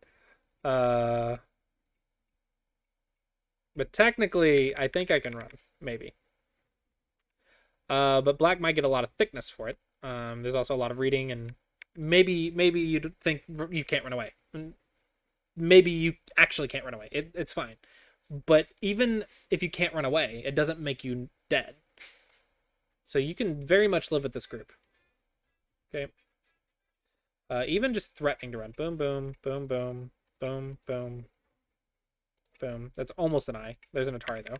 So let's change the order a little bit. So this is single digit queue thinking. If we change the order, make that exchange first. There's an eye, right? So we can be very clever here. There's no way this group should die. Unless you ignore it. Unless you play a move that's not connected to your weak group. How does this help you? Even if it does, is this the biggest move on the board? So I'm going to surround. And then I should have just kept pushing. So I played defense, reduction of defense, and defense, and then I'm like, okay, let's reduce the eye space. Reduce the eye space. Reduce the eye space. And it's dead. And you got another Tanuki. That's fine. But you probably shouldn't have died in the first place, because our double digit Q basics tell us don't die. Right? If you're going to defy that, if you are going to say, I want to sacrifice this group, like letting groups die is not basics. Anytime you don't do basics, we have to apply higher level logic. Okay? So if you're going to say that you sacrifice this group, what did you get for it? You got this move right here. Got those. This move and yeah, those are the moves you got, right? So how much value did these moves get? So you got some value right there. Some value right here. And you stopped value right there. But I technically wouldn't have had value yet anyway. So those are the two circles you got. Now I've got this plus a little bit more. So let's just go ahead and cancel that out for those dead stones, because dead fills your opponent's area. So I got this. So you can see that even this just looks like a bad exchange rate. And even if we make this a little bit big, even if we're generous right here with this area, I still think black got a lot more. Still think black got more. So whenever you're going to say, I'm sacrificing the group, you have to really understand what that means. And technically, that's not double digit Q. That's not 10Q. Sacrificing a group is reading how your opponent's going to kill it, reading who gets Sente or how many Tanukis you get, reading what you get with those Tanukis, and then counting the difference, counting the exchange rate. And then you compare that to if you had just lived and your opponent gets a big move, and you count the exchange rate. And then you compare the values and say sacrificing is worth more than living. That's like 2Q. That's like 2Q level. Is comparing, like, comparing what's going to happen, living versus dying, reading both results, counting the board on both results, comparing the values, and picking the one that's worth more value for you. It's very high level. Technically possible, but I don't think that's 10Q. So talented 2Q. Okay, theoretically 2Q. I think 2Qs should know how to count. Doesn't mean they all do. Theoretically, it's possible at 2Q, I believe. But that's a difficult strategy, right? That's a difficult plan. And I'm all about making the game easier for yourself. So why pick such a difficult plan? Living with your weak group is going to be worth more most of the time. Yes, I think we can all agree dying with groups for Tanukis is usually a negative exchange rate most of the time. There are some rare exceptions. There's a high level players can usually find those, but like most of the time, living is worth more. So if you don't know how to do that exchange rate of points, counting, and reading, if you don't know how to do all that, then you should pick the plan that's right most of the time. And that's what the Clossi Approach is. Pick the plans that are right most of the time. It'll be right most of the time. Your Clossi Approach moves will be correct most of the time. And then single digit Q, you're going to start looking for those exceptions. But to get to single digit Q, just pick the plans that are right most of the time. So here, sacrificing your group is not fundamental. It's not basic. So I think you're picking plans that are not 10Q. I think you're picking plans that are just too much. They're too difficult to handle. You are sacrificing groups here, and I really think that both of these exchanges, both of these sacrifices, you lost value. Because this for this for this, and this.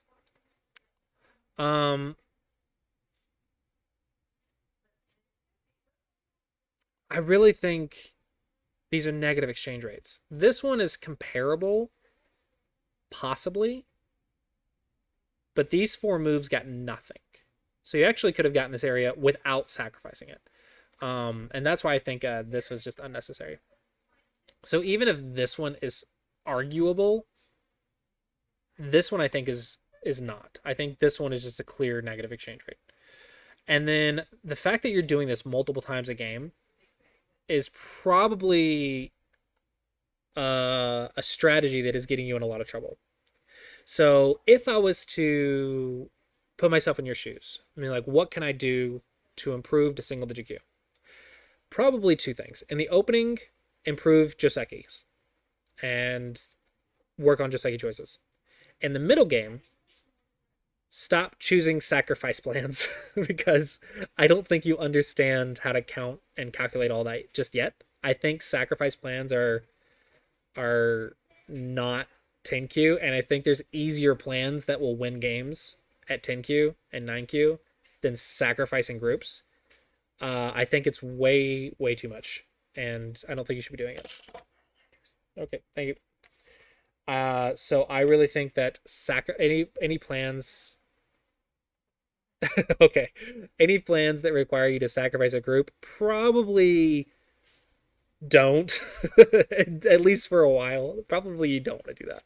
It's probably a bad plan. More times than not, it's going to be a bad plan. And if you don't know how to prove it, this is a big thing. If you're going to pick a plan like sacrificing a group,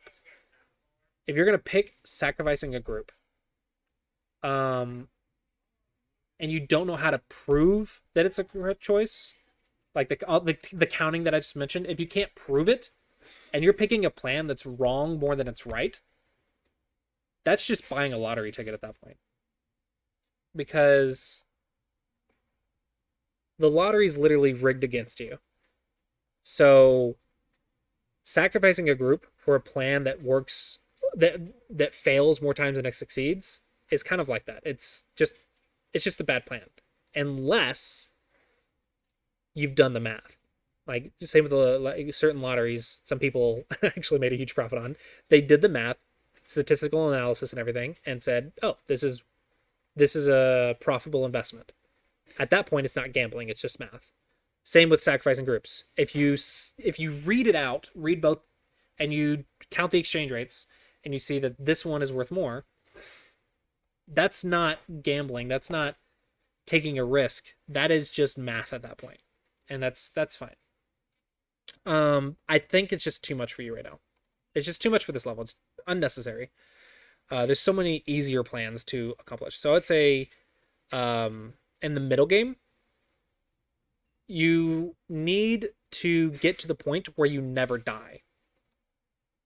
Okay? If you can do that, if you can get to the point where you never die, then all it becomes is a game of efficiency.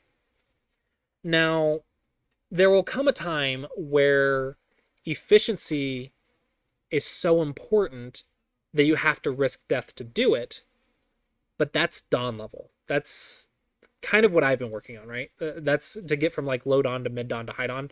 That's kind of what I've been working on, is like reading every possibility and making sure that, and living and making sure that you won't die with the least amount of moves possible, so you can go to Nikki and play big move. That's really, really hard. And if your reading is even one move off, you die. And you just instantly lose the game. If you read one move off, you lose the game instantly. Okay?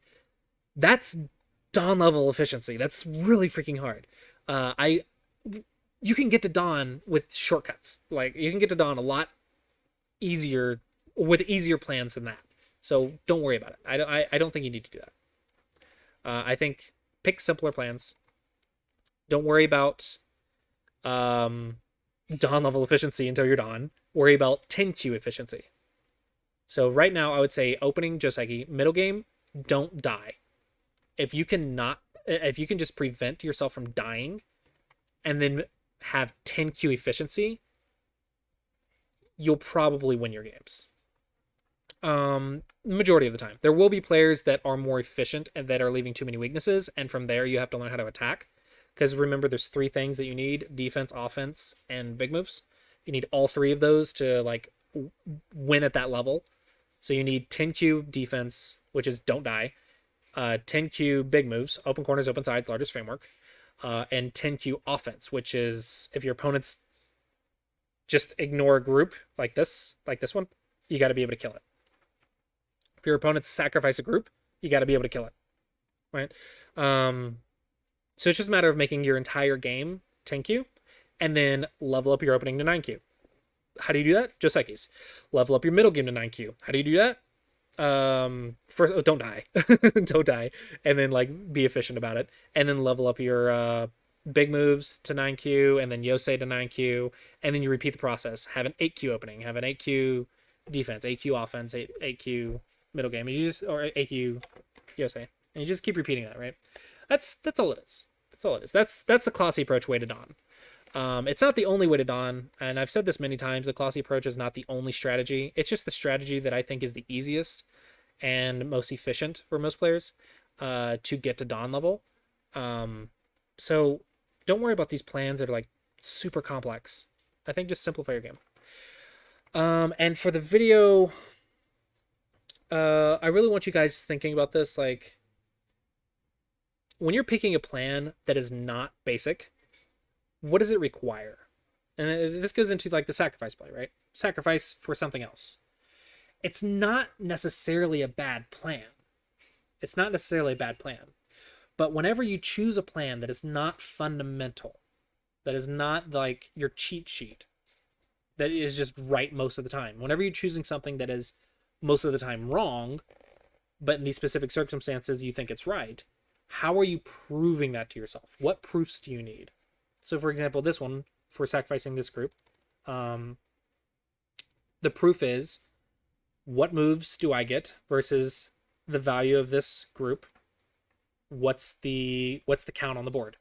And then if I had saved this group and my opponent ignored, and my opponent gets Sente, what's the count of the board?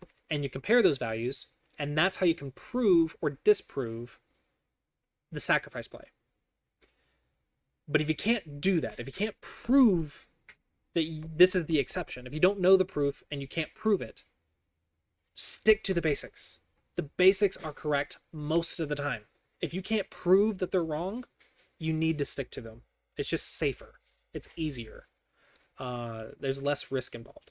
So yeah, I think that's enough for this video. I think it's just more experience, more practice. This is just more information for you guys. That's kind of why I'm doing like multiple games at each level, because I kind of talked about what you need to double digit Q many times already.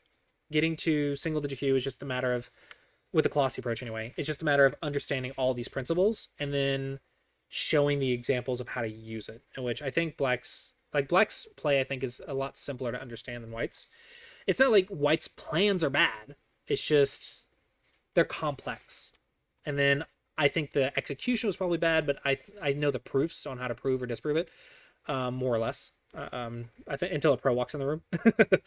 But I think there's, you see Black's just winning with simpler plans, and that's what you really need to do with the Clossi approach.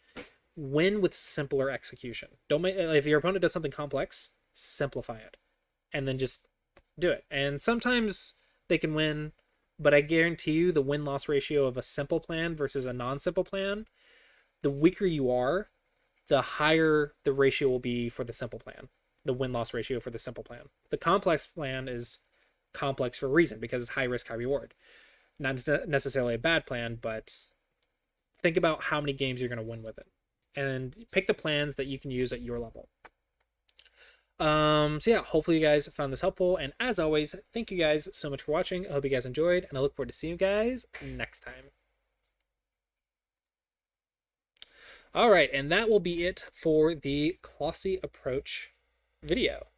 We do have the Clossi class in 45 minutes on Discord. I'll link that again. I'll go ahead and link the Clossi class. Doot. Copy. There's that.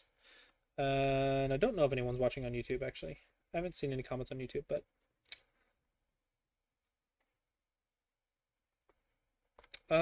looks like the streaming to YouTube just didn't work. Okay. Cool. Whatever. As long as I have the local recording, it'll be on YouTube in a bit. So the Clossi class will be in 45 minutes, 44 minutes. Someone requested something for the Clossi class. It was Esrar.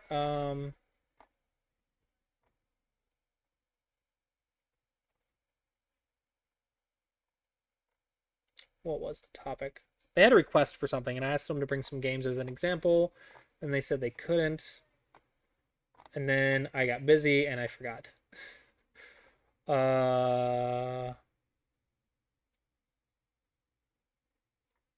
know we talked about if anyone wants to go over their opening SGF file that we talked about in the last class, that could be good.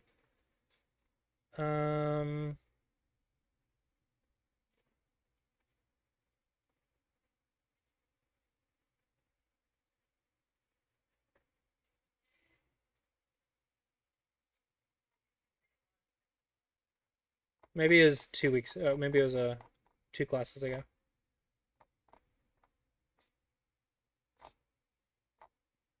Yeah, I actually don't know a topic for this month yet because no one's requested anything. So I actually don't have a topic. I think it was like invasions or something, but I need game examples for invasions.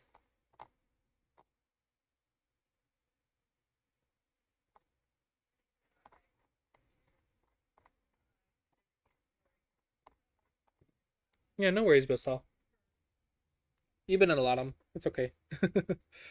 I actually don't know what to do for the class. It's supposed to be interactive, but I haven't. I don't have any requests.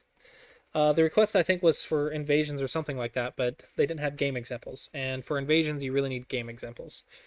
Yeah, does anyone have any requests for the class? Game reviews isn't exactly a class topic.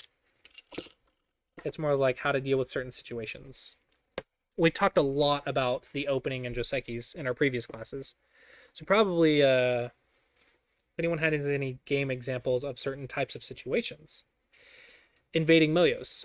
Yeah, that would be fine if we have examples of it. Let me actually check the announcements and go to that spreadsheet.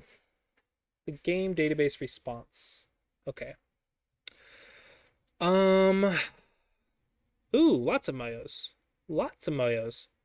Moyo successful invasion. Moyo, Moyo, Moyo, Moyo, Moyo, dead dragon, one-sided attack. Okay, yeah, we can do that. We'll look at some of these Moyo games and the responses.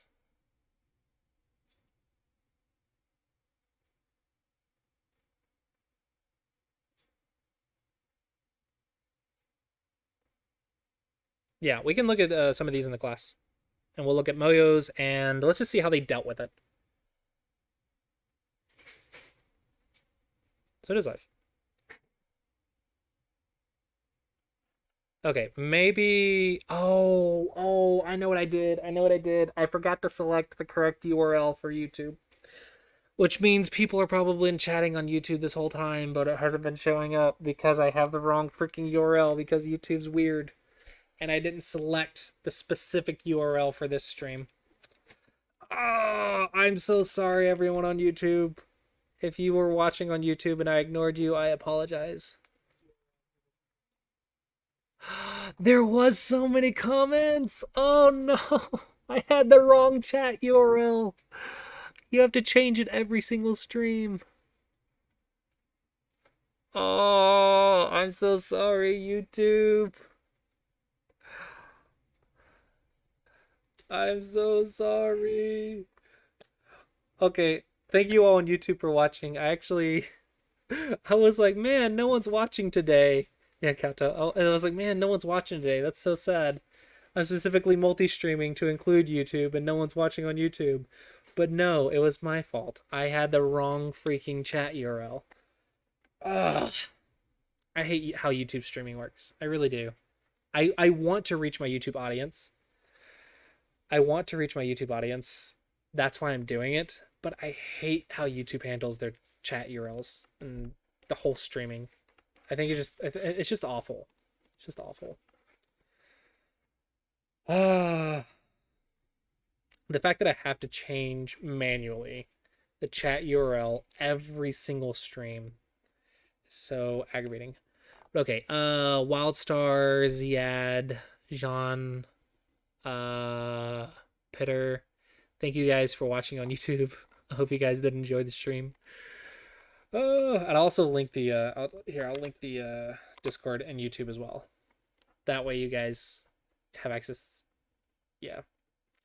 Definitely not as easy as Twitch, but I want to reach my YouTube audience. Okay, so I will I'm gonna go ahead and I will not be streaming the class. That is one thing. The classes are locally recorded, and it is on Discord, and we screen share on Discord, or I screen share on Discord, but it's not streamed. This is because I'm going to be changing it over soonish for patrons. And what I'm probably going to do is have the class locally recorded and then probably publicly available after the fact, and have only the $25 tier patrons can actually participate live. The $25 tier and above can participate live, because technically the classes were to give value to lower tier patrons that are supporting everything that I'm doing. And so the Clossi class was created to give them more value. But then I had to deal with some IRL stuff. So I haven't actually made that switch yet because I needed to test some things. But I think we've tested it, and I think the classes are going well. So I'll be making that switch soon. It'll be for the $25 tier and above on Patreon. But they are the ones that will be able to participate live. Right now it's still open, so everyone can join later. But soon I will be making that switch for patrons only can participate live. And then after that, after that switch happens, the recordings will still probably be publicly available, at least for now. I'm still trying to make sure that I give value to the people that are providing my living. As much as I want to help all of you guys, I hope I do help all of you guys with the Clossi Approach series and all the game reviews and stuff that I've publicly made available. I do need to focus on the people that are providing my living. Oh man. Floatplane Discover. Oh, I trust you. I hope you're not going to send me something wrong. Watch your favorite shows before they even hit YouTube. What?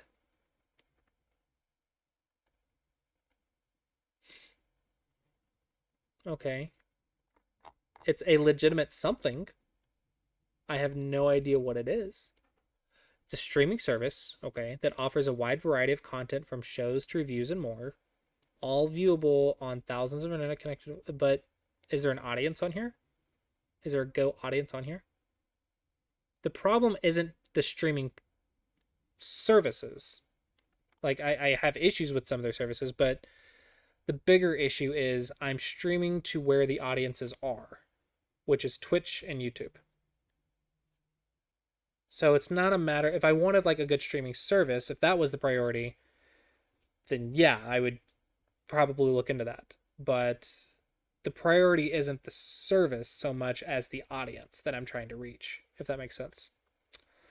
Okay, so I will have to get off here and take a break before the class. But thank you for the link. Thank you for like, trying to be helpful. Like I appreciate that you're trying to be helpful. Thank you so much for that. Some last announcements. I am seeking students, so anyone who is interested in patreon.com/Clossius. Anyone who is interested in getting lessons, I am seeking students, and also that $25 tier that we talked about is also gonna be there as well. I am running a little bit low. I need to get that number back up. So anyone who is interested in getting lessons, I would love to help you out.